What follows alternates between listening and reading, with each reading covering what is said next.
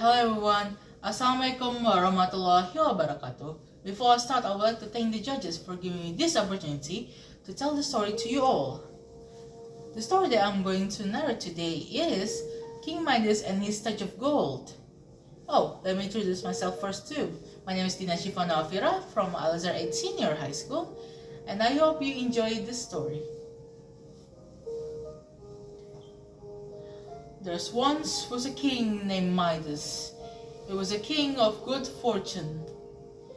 The country that he ruled in is Phrygia in Asia Minor. He has everything a king could wish for, such as a large palace surrounded by a rose garden and a beautiful daughter. Although he was a king of great fortune, unfortunately, he has an obsession with gold and money. He could spend countless of hours counting his golden coins and even wearing gold everywhere he goes, as if he wanted to bathe in the gold itself. Until one day, Dionysus, a god of wine and revelry, passed by the kingdom of Midas. But then one of his companions, a satyr named Silenus, got delayed along the way. He got tired, so he took a rest in the famous rose garden in the kingdom of Midas. As he took a rest, Midas was strolling on the rose garden and he found Silenus.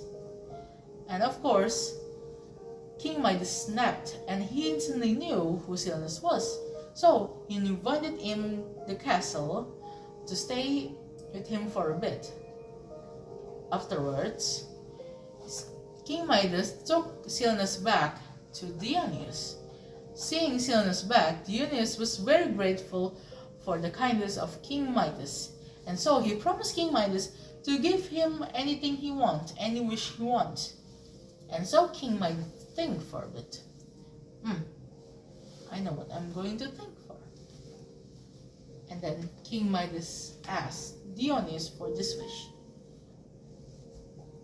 I want to have a touch that can turn anything into gold, King Midas said. Upon hearing the answer of King Midas, Dionysus was kind of concerned. And then he warned Midas that his wish could have consequences. Midas, are you sure you want that wish? That wish could give you consequences. But Midas refused to hear that, as if he thinks every positivity of that wish. And then, of course, Dionysus grants his wish. He told Midas that his wish will come true tomorrow morning when he wakes up. When Midas wakes up from his sleep in the morning, he began touching everything he could see, such as his bed, his table, and his chair. Everything he touched turned into gold. He was surprised by this, but he was very happy, until he ran around the palace like a madman, and he touched everything, and everything turns to gold. The palace is in madness as everything turns into gold.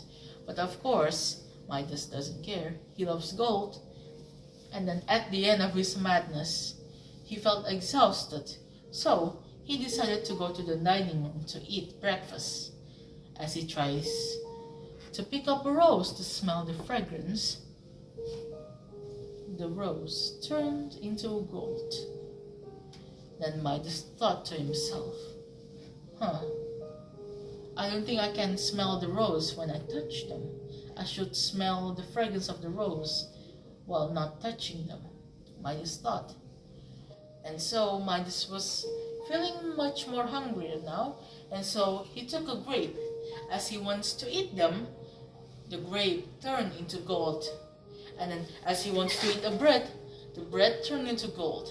And as he wants to drink a glass of water, the glass of water turned into gold. Fear started building up in Midas' eyes. You can see he was clearly very scared of it. His brain was in madness as he thinks of a way for him to not touch everything that turned into gold. And then his daughter came in as he was scared. Midas didn't think of anything, and then he hugged her. He didn't realize he just turned his daughter into a gold statue. As he stopped hugging her, she actually turned into a gold statue. Midas was saddened by this. He was in despair. And then he put his hands up to the sky and then prayed to Dionysus. "Oh Dionysus, Lord, please bring back my normal hand. I don't think I can take this anymore. I don't want anything to turn into gold anymore. My daughter turned into gold. How can she be back now?" Midas cried out. Dionysus felt pity for him, and so he told Midas, "Midas, you should go to the river of Pactolus and wash your hands there. Your hands will be back to normal." Dionysus said, and then, of course, Midas went to the river of Pactolus and washed his hands there. As he washed his hands, gold streaming out from his hands. And then the river was full of sparkling gold too. And so Midas came back to the Pactolus, and then he saw his daughter back to normal. Then, of course, he hugged his daughter again. And then, afterwards, he learned his lesson. He then split his great fortune half to the citizens in his kingdom. And then, of course, in the end, he was a good king after all. Ladies and gentlemen, from this story, from the tale, we learn that greediness is not a way of living. And we need to spend the money wisely on things that we need. We don't need to be jealous of people that has money. Instead, we focus on the life now. We need to think that the happiness we have right now is better, rather than think of the happiness later on if we have everything we want. We have to think of now, not later. That's it from me. Assalamualaikum warahmatullahi wabarakatuh.